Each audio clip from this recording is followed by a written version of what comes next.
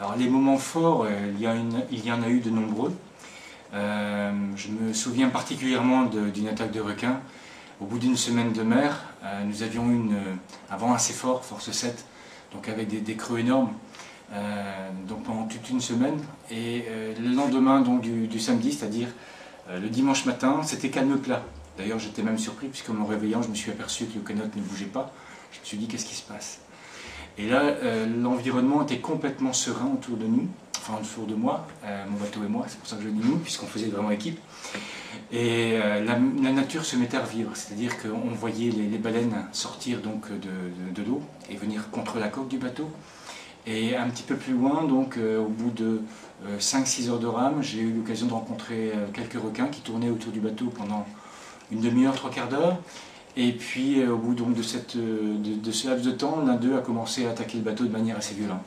Donc ça c'était un moment assez prenant, puisque lorsqu'on fait de l'aviron océanique, on est au ras de l'eau, on n'est pas perché sur l'eau comme on peut l'être sur un voilier, donc on est vraiment en contact avec l'océan.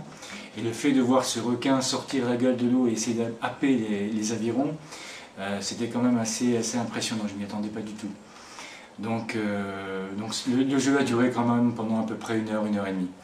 Et puis à un moment donné, il s'est éloigné, je crois que c'était fini, et il ne s'était pas fini du tout. Il a fait demi-tour, il a pris son élan, et il s'est jeté de toute sa force donc, contre le canot. Donc là j'ai entendu un bruit retentissant, phénoménal. J'ai cru que le bois allait exploser. J'étais d'ailleurs très content de l'avoir bien construit. Et le requin est reparti à moitié assommé. Et là j'ai été tranquille. Donc ça c'était un des moments forts quand même de la traversée, puisque je ne m'y attendais pas du tout. Un autre moment beaucoup plus angoissant a été une route de collision qui a été faite donc, avec un supertanker. Donc c'était le dimanche soir, la même journée d'ailleurs.